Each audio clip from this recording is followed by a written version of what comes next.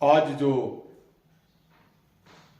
पूर्व दिल्ली के मुख्यमंत्री वरिष्ठ भाजपा नेता रहे मदन लाल खुराना के बेटा ने जो कहा और जो वो वीडियो वायरल हुआ, लीक हुआ, उनकी बात करते हुए ये इल्जाम बहुत पहले से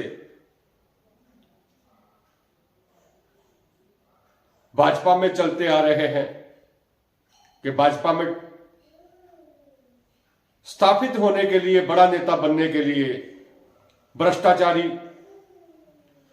व्यभिचारी और गिरा हुआ यहां तक के थैला चोर भी होना चाहिए, पॉकेटमार भी होना चाहिए और जितने भी गंदे काम कर सकते हो और भाजपा पे हो तो आपका कद दिनों दिन बढ़ता जाएगा। जो दिल्ली में टिकट बांटने के लिए, लेने के लिए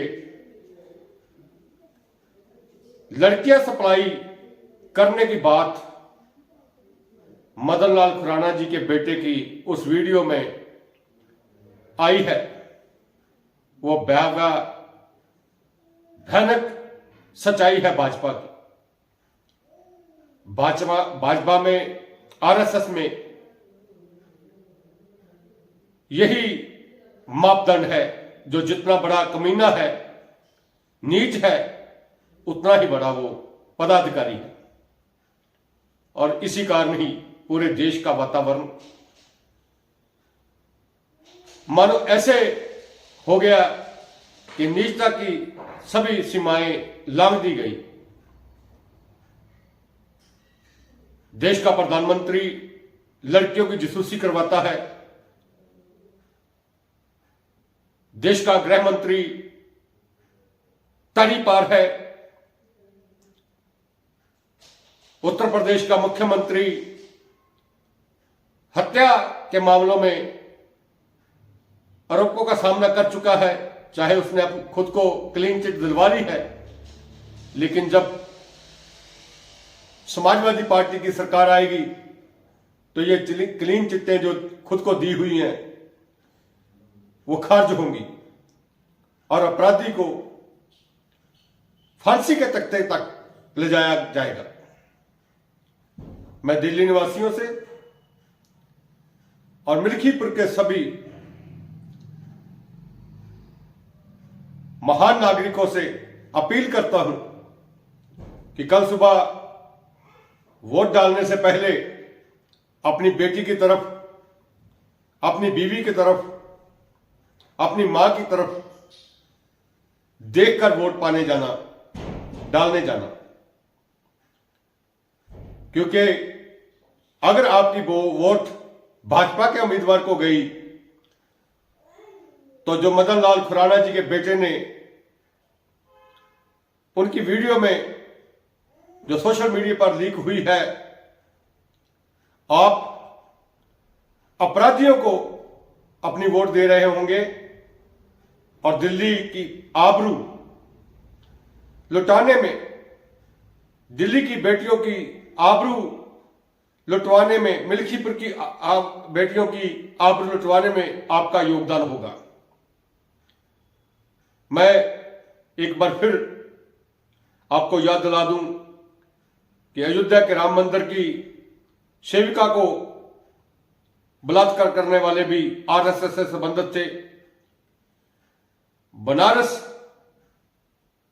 हिंदू यूनिवर्सिटी के छात्रा से बलात्कार करने वाले भी भाजपा के आईटी सेल के दरिंदे थे, गुर्गे थे, जिनको बाद में उसी मठाधीश की सरकार के रहते फूल माला पहनाकर स्वागत किया गया, मिठाई खिलाकर स्वागत किया गया। यही इनकी हकीकत है। जितना बड़ा नीच है उतना बड़ा ही मोदी जी को प्रिय है, अमित शाह को प्रिय है, योगी जी को प्रिय है। और मैं उन दो कौड़ी के ट्रोलोबाजों को एक सख्त चेतावनी देता हूं कि आप मेरी वीडियो पे अपने मुंह से हगने का काम करते हैं, मुझे इससे कोई परवाह नहीं। आप जैसे कुत्तों को मैं ना तो कुछ समझता हूं, अपने जूते की नोक पर रखता हूं, और दो दो कौड़ी में बिकने वाले लोग सत्य के सूरज को कभी भी छुपा नहीं सकते, झुका नहीं सकते। मेरी अभी भी वही बात है कि महाकुंभ के दुर्घटना में मारे गए लोगों को अगर मोक्ष मिला है तो धीरेंद्र शास्त्री भी मोक्ष के लिए पखंड कर रहा है। इसे भी मोक्ष वहीं जाकर ले लेना चाहिए। ये ऐसे बाबा, ऐसे पखंडी और ऐसे मानसिक रूप से रोगी जो लोगों की मौत पर मोक्ष की बात करते हैं, उन्हें भारत की धरा पर रहने का कोई अधिकार नहीं। और ऐसे लोगों से वातावरण दूषित होता है। भारत संविधान का देश है, संविधान से चलता है। ना तो ये मनुस्मृति से चलेगा और ना इन पखंडियों के देशवासियों को गद्दार कहने से दूषित करने देंगे। इनको कोई अधिकार नहीं कि जो आदमी बयान देता है कि जो संविधान को नहीं मानता, जो मनुस्मृति में आस्था रखता है, जो गंगा में डुबकी लगाता है, वो पवित्र है, वो श्रेष्ठ है, दूसरों को ये राष्ट्र विरोधी बताते हैं, ऐसे लोगों को फांसी के तख्ते पर लटका देना चाहिए। और इसके लिए आपकी वोट की जरूरत है। दिल्ली निवासियों और मिल्कीपुर के निवासियों, अपना एक एक वोट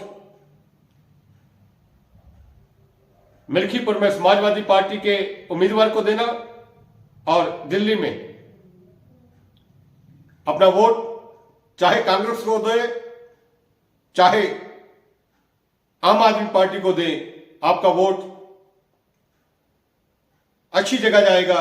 और अगर आपने अपना वोट भाजपा को दिया तो जो लोग लड़की सप्लाई करके टिकट लेकर आए हैं, ये मैं नहीं कहता, ये उस वीडियो में बोला गया है कि टिकट लेने के लिए लड़की सप्लाई करनी पड़ती है। आप उस वीडियो को सुने और अपनी अंतरात्मा की आवाज पर लोकतंत्र को बचाने के लिए, संविधान को बचाने के लिए और ऐसे बलात्कारियों को, हत्यारों को, चोर चक्कों को देश से बाहर करने के लिए, जेल भेजने के लिए अपना एक एक कीमती वोट वो आम आदमी पार्टी को या कांग्रेस को दिल्ली में दें और मिल्कीपुर में समाजवादी पार्टी को अपना वोट देकर समाजवाद को, संविधान को और देश को बचाएं। जय समाजवाद, जय संविधान, जय भारत।